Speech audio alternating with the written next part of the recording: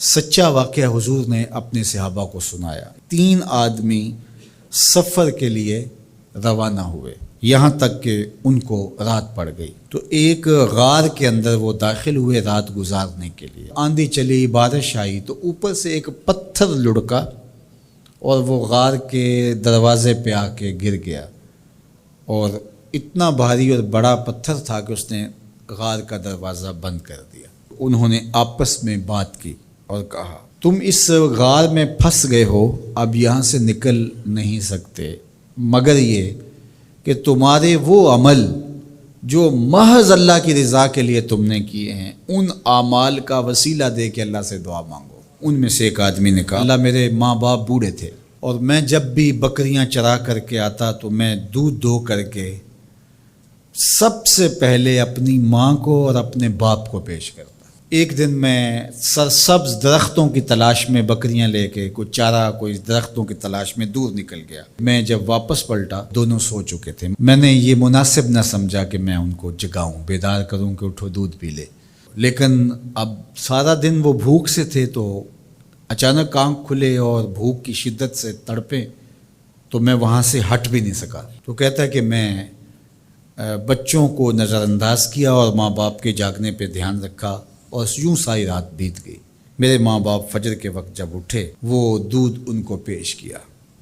اب یہ عمل پیش کر کے کہتا ہے، اے اللہ اگر یہ میں نے محض تیری رضا کے لیے کیا، تو جانتا ہے میرے دل کو، تو اس پتھر کو ہٹا دے۔ تو پتھر تھوڑا سا سرک گیا، لیکن اتنا نہیں تھا کہ وہاں سے یہ باہر نکل سکے۔ اب دوسرے کی باری آئی، اس نے کہا، اے اللہ میرے چچا کی ایک بیٹی تھی جو مجھے بہت زیادہ محبوب تھی، مرد عورت کے ساتھ جتنی محبت کرتا ہے اس طرح میرا اس کی طرف رجحان قلب تھا، تو میں نے اس کو اپنی خواہش کی تکمیل کے لیے کئی بار کہا، لیکن اس نے کہا کہ یہ نہیں ہو سکتا۔ اور پھر ایک دن حالات نے اس کو مجبور کر دیا، فاقہ زدہ حالات ہو گئے، غربت آ گئی، تو اس نے مجھ سے اپنی حاجت طلب کی، تو میں نے اس کو 120 دینار دیے، لیکن شرط پہ کہ تم اپنا جسم میرے سپرد کرو گی۔ اب مجبوری سے اس نے کہا ٹھیک ہے، لیکن میں نے دیکھا کہ اس کا وجود اللہ کے خوف سے کانپ رہا تھا، اور مجھے کہنے لگی اتق اللہ، اللہ سے ڈر، اور اس کی حدوں کو نہ توڑ۔ میری خواہشات تو پگلی تھیں، آرزوئیں تو بےتاب تھیں، اور میں اس کی قیمت بھی ادا کر چکا تھا، لیکن اس کا یہ جملہ کہ اللہ سے ڈر، تو میں تیرے سے ڈر کے اس کو چھوڑ دیا، اور جو اس کو میں نے 120 دینار دیے تھے وہ بھی اس کے پاس رہنے دیے۔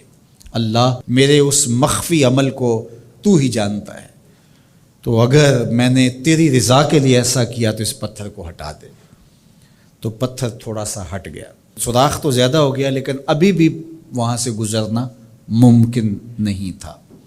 اب تیسرے نے کہا، اے اللہ میں مزدوروں سے کام لے رہا تھا اور ان کی مزدوری میں نے دے دی، ایک مزدور بتائے بغیر چلا گیا، تو میں نے کیا کیا کہ اس کے مزدوری کے پیسے کاروبار میں لگا دیے، کاروبار میں برکت ہوئی، اور بہت زیادہ وہ کاروبار جو اس کی مزدوری سے شروع کیا گیا تھا پھیل گیا۔ تھوڑی سی مزدوری تھی لیکن کاروبار بہت پھیل گیا۔ اب میں اس کے اندر کچھ ایک آنا ٹگا نہیں لیا۔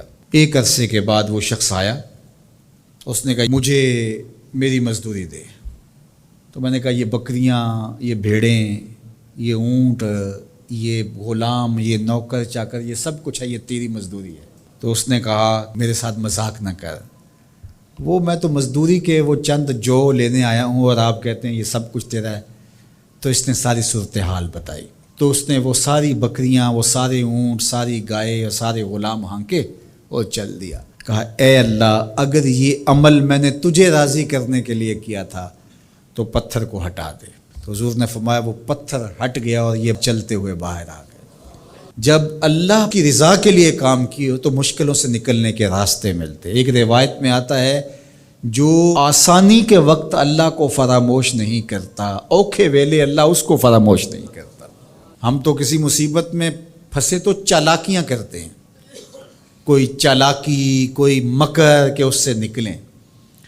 تو مصیبت میں پھنسیں تو دعا کے لیے ہاتھ پھیلا لیں، اور اچھے اعمال کا اللہ کی بارگاہ میں